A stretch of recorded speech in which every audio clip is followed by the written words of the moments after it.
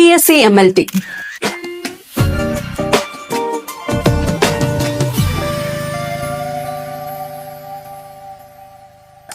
നമ്മളിന്ന് ഈ വീഡിയോയിൽ ഡിസ്കസ് ചെയ്യാനായിട്ട് പോകുന്നത് BSc MLT എന്നുള്ള കോഴ്സിനെ കുറിച്ചാണ്. പാരാമെഡിക്കൽ സെക്ടറിൽ ഏറ്റവും ഡിമാൻഡഡ് ആയിട്ട് നിൽക്കുന്ന ഒരു കോഴ്സാണ് BSc MLT, medical laboratory technology. എന്താണ് BSc MLT? ആർക്കൊക്കെ BSc MLT പഠിക്കാനായിട്ട് സാധിക്കും? എങ്ങനെയൊക്കെയാണ് സാലറി വരുന്നത്? ഇതിന്റെ ഹയർ ഓപ്ഷൻസ് എന്തൊക്കെയാണ്? BSc MLT പഠിച്ചു കഴിഞ്ഞാൽ ഇന്ത്യയിലും വിദേശത്തും വർക്ക് ചെയ്യാനുള്ള ചാൻസസ് ഉണ്ടോ? ഇതിനെ കുറിച്ചിട്ടുള്ള ഒരു ഡീറ്റെയിൽ ആയിട്ടുള്ള വീഡിയോ ആണ് നമ്മൾ ഇന്ന് ചെയ്യാൻ പോകുന്നത്. 4 വർഷം ഡ്യൂറേഷൻ വരുന്ന ഒരു പാരാമെഡിക്കൽ കോഴ്സാണ് BSc MLT. 3 വർഷ ക്ലാസ് പ്ലസ് 1 ഇയർ ഇന്റേൺഷിപ്പുമാണ് നമ്മുടെ ഈ കോഴ്സിന് വരുന്നത്. ഈ ഒരു കോഴ്സ് പഠിക്കുന്നതിലൂടെ നമുക്ക് ഒരു ലാബിനകത്ത് ചെയ്യാൻ പറ്റുന്ന എല്ലാ കാര്യങ്ങളും നമ്മൾ പഠിക്കുന്നുണ്ട്. ബ്ലഡ് സാമ്പിൾ എങ്ങനെ എടുക്കുക, യൂറിൻ, ദെൻ അതിന്റെ കൾച്ചർ കാര്യങ്ങൾ, ബ്ലഡിന്റെ റൊട്ടൈൻ ചെക്കപ്പ് കാര്യങ്ങളെല്ലാം നമ്മൾ ഈ ഒരു ലാബിനകത്ത് പഠിക്കുന്നുണ്ട്. ആർക്കൊക്കെയാണ് ഈ ഒരു കോഴ്സ് പഠിക്കാനായിട്ട് സാധിക്കുന്നത്? +2 ഫിസിക്സ്, കെമിസ്ട്രി, ബയോളജി 50% മുകളിൽ മാർക്കുള്ള ഏതൊരു സ്റ്റുഡന്റിനും ഈ ഒരു കോഴ്സ് ചൂസ് ചെയ്യാനായിട്ട് സാധിക്കും. ഇനി +2 സ്ട്രീം ബയോളജി അല്ല എടുത്തിരിക്കുന്ന വേറെ സ്ട്രീംസ് ആണ് നമ്മൾ എടുത്തിട്ടുള്ളതെങ്കിൽ നിങ്ങൾക്ക് ഡിപ്ലോമ MLT ചെയ്യാനായിട്ട് സാധിക്കും. അത് കഴിഞ്ഞതിന് ശേഷം നിങ്ങൾക്ക് BSc MLT പഠിക്കാനായിട്ട് സാധിക്കും. ഇനി മെഡിക്കൽ രംഗത്ത് നമുക്ക് അത്രയേറെ ഇൻട്രസ്റ്റ് ഉണ്ടെങ്കിൽ മാത്രം ഈ ഒരു കോഴ്സ് ചൂസ് ചെയ്യാം. നമ്മൾ അത്രയും പേഷ്യൻസോടെയും അത്രയും ആക്യുറേറ്റോടെയും ആണ് ഈ ഒരു കാര്യങ്ങൾ ചെയ്യേണ്ടത്. അറിയാല്ലേ, നമ്മൾ ഹോസ്പിറ്റലിൽ പോയി കഴിഞ്ഞാൽ നോർമൽ ഒരു പനിയായിട്ട് പോയാലും ഡോക്ടർ ജസ്റ്റ് ഒന്ന് മെഡിസിൻ ഒക്കെ തന്നു നോക്കും. പനി കുറഞ്ഞിട്ടില്ലെങ്കിൽ നെക്സ്റ്റ് പ്രൊസീജിയർ എന്താണ്? ബ്ലഡ് ടെസ്റ്റ് ചെയ്യുക, യൂറിൻ ടെസ്റ്റ് ചെയ്യുക, കൾച്ചർ ചെയ്യുക, ഇതൊക്കെയാണ് നെക്സ്റ്റ് പ്രൊസീജിയർ വരുന്നത്. അപ്പൊ അതിന്റെ റിസൾട്ട് വെച്ചിട്ടാണ് അടുത്ത ട്രീറ്റ്മെന്റ് സ്റ്റാർട്ട് ചെയ്യുന്നത്. അപ്പൊ ഒരു പേഷ്യന്റിന്റെ ജീവൻ നമ്മുടെ കയ്യിലാണ് ഇരിക്കുന്നത്. അപ്പൊ അത്രയും പേഷ്യൻസോടെയും അത്രയും ആക്യുറസിയോടെയും അത്രയും ഡെഡിക്കേറ്റഡ് ആയിട്ട് നിന്ന് തന്നെ നമ്മൾ ഈ ഒരു വർക്ക് ചെയ്യേണ്ടതായിട്ട് വരും. അപ്പം ഈ ഒരു മെഡിക്കൽ ഫീൽഡിൽ താല്പര്യമുള്ള ഏതൊരു സ്റ്റുഡന്റിനും ചൂസ് ചെയ്യാൻ പറ്റുന്ന ഒരു കോഴ്സാണ് BSc MLT.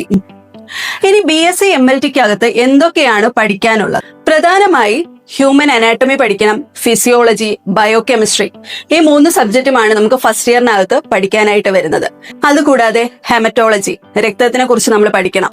കാരണം നമ്മൾ കൂടുതലും ചെയ്യുന്ന എന്താണ്? സാമ്പിൾസ് കളക്ട് ചെയ്യുക, അതിലുള്ള കാര്യങ്ങൾ എന്തൊക്കെയാണെന്ന് നമ്മൾ കണ്ടുപിടിക്കുക. അപ്പോൾ ഹെമറ്റോളജി പഠിക്കണം, പാത്തോളജി പഠിക്കണം, ക്ലിനിക്കൽ പാത്തോളജി പഠിക്കണം, ഹിസ്റ്റോളജി പഠിക്കണം, ഇമ്മ്യൂണോളജി പഠിക്കണം, ബ്ലഡ് ബാങ്കിങ്ങിനെ കുറിച്ച് പഠിക്കണം, ട്രാൻസ്ഫ്യൂഷൻ ടെക്നോളജിയെ കുറിച്ച് പഠിക്കണം.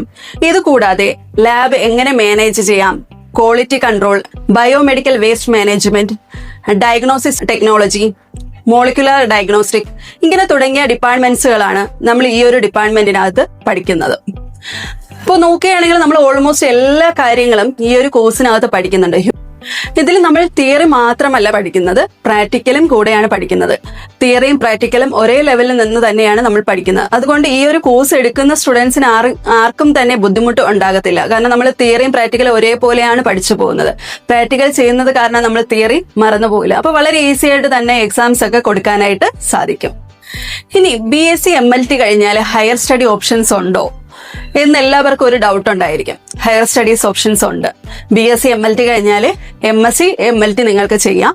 അതുകൂടാതെ MSc pathology, MSc microbiology, MSc biochemistry, ഇതെല്ലാം നിങ്ങൾക്ക് ചെയ്യാനായിട്ട് സാധിക്കും. നിങ്ങൾക്കിപ്പോൾ ലാബിൽ തന്നെ വർക്ക് ചെയ്യണമെന്നില്ല. നിങ്ങൾക്ക് റിസർച്ച് മേഖലയിലോട്ട് പോകണമെങ്കിൽ MSc ഒക്കെ കഴിഞ്ഞിട്ട് എന്ത് ചെയ്യാം? നിങ്ങൾക്ക് റിസർച്ച് മേഖലയിലോട്ട് പോകാനായിട്ട് സാധിക്കും. ചില കുട്ടികൾക്കുണ്ടല്ലോ ഭയങ്കര ക്യൂരിയോസിറ്റി ആയിരിക്കും, അടുത്ത് എന്താണെന്ന് അറിയാൻ. അങ്ങനെ താല്പര്യമുള്ള കുട്ടികൾക്ക് ഈ ഒരു കോഴ്സ് ചൂസ് ചെയ്യുന്നത് നല്ലതാണ്. കാരണം റിസർച്ച് മേഖലകളിലൊക്കെ പോയിട്ട് നിങ്ങൾക്ക് വർക്ക് ചെയ്യാനായിട്ടൊക്കെ സാധിക്കും. ഇനി BSc MLT കഴിഞ്ഞ ആൾക്ക് എവിടെയൊക്കെ വർക്ക് ചെയ്യാനായിട്ട് സാധിക്കും? താരതമ്യേന നമുക്ക് ഏറ്റവും ഡിമാൻഡഡ് ആയിട്ടും ഏറ്റവും ജോലി സാധ്യതയുള്ള ഒരു കോഴ്സ് തന്നെയാണ് BSc MLT. മെഡിക്കൽ ലബോറട്ടറി ടെക്നീഷ്യനായിട്ട് നിങ്ങൾക്ക് വർക്ക് ചെയ്യാൻ പറ്റും, ലാബുകളിൽ വർക്ക് ചെയ്യാനായിട്ട് പറ്റും, ഹോസ്പിറ്റലുകളിൽ വർക്ക് ചെയ്യാനായിട്ട് പറ്റും, ചെറിയ ക്ലിനിക്കുകളിൽ വർക്ക് ചെയ്യാനായിട്ട് പറ്റും.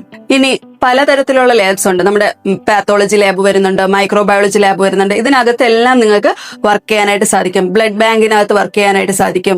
ഇനി BSc MLT കഴിഞ്ഞ് എനിക്ക് ഈ ലാബിനകത്ത് വർക്ക് ചെയ്യേണ്ട, എനിക്ക് ടീച്ചിങ് ഫീൽഡിലോട്ടാണ് പോകാൻ താല്പര്യം, അങ്ങനെയാണെങ്കിൽ നിങ്ങൾക്ക് ടീച്ചിങ് ഫീൽഡിലോട്ട് പോകാം.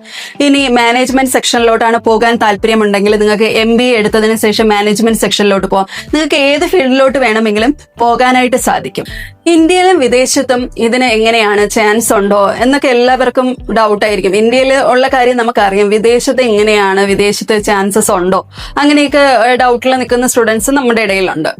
ഇന്ത്യയിലും അതുപോലെ തന്നെ വിദേശത്തും ഒരേപോലെ ചാൻസ് ഉള്ള ഒരു ഡിപ്പാർട്ട്മെന്റ് തന്നെയാണ് BSc MLT. എങ്ങനെ BSc MLTക്ക് അഡ്മിഷൻ നേടാം? BSc MLT കേരളത്തിനകത്താണ് നിങ്ങൾ അഡ്മിഷൻ നോക്കുന്നുണ്ടെങ്കിൽ കറണ്ടിൽ വേറെ എൻട്രൻസോ കാര്യങ്ങളോ ഒന്നും വന്നിട്ടില്ല. LBS ത്രൂ ആണ് അഡ്മിഷൻ എടുക്കേണ്ടത്. +2ന്റെ മാർക്ക് ബേസ് ചെയ്തിട്ടായിരിക്കും LBSൽ ആപ്ലിക്കേഷൻ വിളിക്കുന്നത്. അത് അപ്ലൈ ചെയ്യുക, അതിലൂടെ ആയിരിക്കും നിങ്ങൾക്ക് അലോട്ട്മെന്റ് വരുന്നത്. ഇനി കേരളത്തിന് പുറത്താണെങ്കിൽ നമുക്ക് ഡയറക്റ്റ് അഡ്മിഷൻ എടുക്കാനായിട്ട് സാധിക്കും. ഇനി അഡ്മിഷൻ എടുക്കുമ്പോൾ നമ്മൾ എന്തൊക്കെ കാര്യങ്ങളാണ് ശ്രദ്ധിക്കേണ്ടത്? നമ്മളൊരു കോളേജ് ചൂസ് ചെയ്യുമ്പോൾ ആ കോളേജിന് ഓൺ സ്പെഷ്യാലിറ്റി ഹോസ്പിറ്റൽ ഉണ്ടോ നോക്കുക, അല്ലെങ്കിൽ മെഡിക്കൽ കോളേജ് ക്യാമ്പസ് ആണോ നോക്കുക. ഇല്ല എങ്കിൽ ഇപ്പോൾ അല്ലാണ്ട് നിങ്ങൾ ഒരു ഇൻസ്റ്റിറ്റ്യൂഷൻ ആണ് നോക്കുന്നതെങ്കിൽ അവർ ഏത് ഹോസ്പിറ്റലുമായിട്ടാണ് അറ്റാച്ച് ചെയ്തിരിക്കുന്നത്, കറക്റ്റ് ആയിട്ട് കുഞ്ഞുങ്ങൾക്ക് പ്രാക്ടിക്കൽ കാര്യങ്ങൾ കിട്ടുന്നുണ്ടോ എന്നും നോക്കിയതിന് ശേഷം മാത്രം നിങ്ങൾ അഡ്മിഷൻ എടുക്കുക. പിന്നെ നമ്മൾ മെയിൻ ആയിട്ട് നോക്കേണ്ടത് യൂണിവേഴ്സിറ്റി ഏതാണെന്ന് നോക്കുക. നമ്മൾ കേരളത്തിനാണെങ്കിൽ കേരള യൂണിവേഴ്സിറ്റിയുടെ അണ്ടറിലാണ് കോളേജ് വരുന്നത്. അതുപോലെ തന്നെ നമ്മൾ അതർ സ്റ്റേറ്റ് എടുക്കുമ്പോൾ അവരുടെ സ്റ്റേറ്റ് യൂണിവേഴ്സിറ്റിയുടെ അണ്ടറിൽ വരുന്ന കോളേജുകൾ എടുക്കാനായിട്ട് നോക്കുക. DMD യൂണിവേഴ്സിറ്റിയെക്കാളും എപ്പോഴും നല്ലത് സ്റ്റേറ്റ് യൂണിവേഴ്സിറ്റിയിൽ പഠിക്കുന്നതാണ്. അപ്പോൾ സ്റ്റേറ്റ് യൂണിവേഴ്സിറ്റിയുടെ അണ്ടറിൽ വരുന്ന കോളേജുകൾ നോക്കി ചൂസ് ചെയ്യുന്നതായിരിക്കും നല്ലത്. ഈ ഒരു കോഴ്സ് പഠിക്കാനായിട്ട് ആവറേജ് ഫീസ് വരുന്നത് കേരളത്തിനകത്താണെങ്കിൽ 20,000 മുതൽ 25,000 രൂപ വരെയാണ് കേരളത്തിലെ ഫീസ് വരുന്നത്. എന്താണോ ഗവൺമെന്റ് തീരുമാനിച്ചിരിക്കുന്നത് അത് വെച്ചിട്ട് പേയ്മെന്റ് ചെയ്യേണ്ടതായിട്ട് വരും. ഇനി കേരളത്തിന് പുറത്താണെങ്കിൽ ആവറേജ് 80,000 മുതൽ 1.5 ലക്ഷം രൂപ വരെയാണ് ആവറേജ് ഫീസ് വരുന്നത്. ഡിപ്പെൻഡ് ഓൺ കോളേജ് ആണ്, ഓരോ കോളേജ് ഡിപ്പെൻഡ് ചെയ്തിട്ടാണ് ഫീസ് സ്ട്രക്ചർ വരുന്നത്. അപ്പൊ ഇത്രയും കാര്യങ്ങളാണ് മെയിൻ ആയിട്ട് BSc MLTക്കകത്ത് വരുന്നത്.